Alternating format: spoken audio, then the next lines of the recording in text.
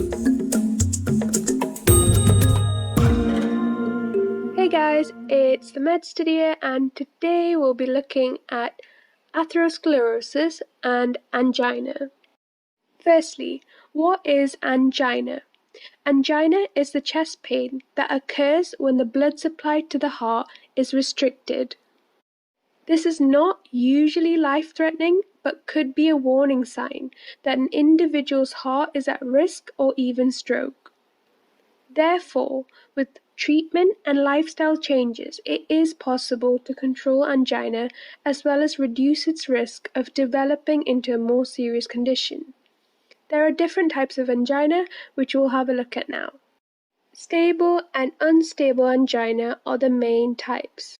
Stable angina is when certain events can act as a trigger for chest pain, for example, stress or exercise. Yet, it stops within a few minutes of resting. Unstable angina, on the other hand, is when chest pain attacks are a lot more random. Hence, a good way to remember this is that unstable angina is unpredictable, as there is no particular trigger. This means that the chest pain is always present and continue despite being at rest. This is a lot more serious than stable angina, and some people can also develop unstable angina after having stable angina. There are various mechanisms in which these presentations can occur. The primary cause of both stable and unstable angina is atherosclerosis. So let's have a look at what atherosclerosis is and how it can occur.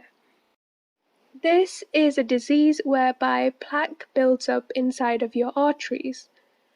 This plaque is usually built up of fat, cholesterol, calcium, etc. This can happen over time as you age, but there are also certain risk factors that causes atherosclerosis to become more prevalent. For example, smoking, hypertension, diabetes, etc. But how do these risk factors cause atherosclerosis and eventually angina? These risk factors can cause damage to the arterial endothelium in various ways. For example, smoking causes inhaled free radicals to enter the blood, and hypertension damages the vessel wall due to the chronic high blood pressure. This damage then allows the plaque to form and build up within the vessel.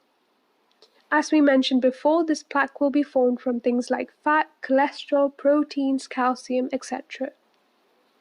Eventually, the plaque will also have a fibrous cap. As you can see here, this causes a partial occlusion to the blood flow. Hence, reduced oxygen and nutrients are provided to the heart muscle cells.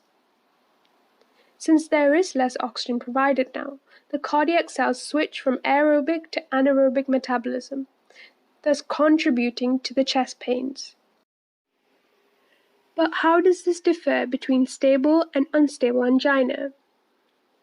So, we know that in stable angina, pain is mainly present during exertion, for example in exercise and stress. This is because in stable angina, this plaque formation is only partial. There is still some blood flow being provided to the heart. However, during exercise, the oxygen demand of our heart muscle will increase, and due to the partial occlusion in the vessel, the demand is not met.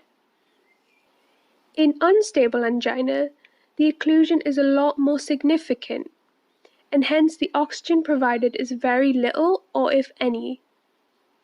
This can often lead to a heart attack, also known as a myocardial infarction.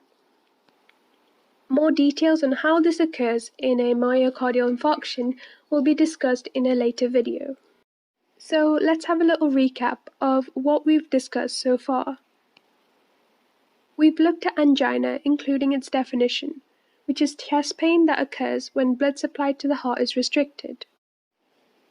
The two main types of angina include stable and unstable. The difference here is that stable is mainly present during certain activities, such as exercise or anything that causes stress, whereas unstable has no particular trigger. We also looked at how this may occur, including how atherosclerosis is the main cause. Here, the formation of a plaque is present due to damage from various risk factors, hence leading to a partial occlusion, or even a complete occlusion that could potentially cause a myocardial infarction. And that brings us to the end of this video. Hope you guys really enjoyed it. Remember to like, subscribe, and comment below. And follow me on Instagram at the MedStudier.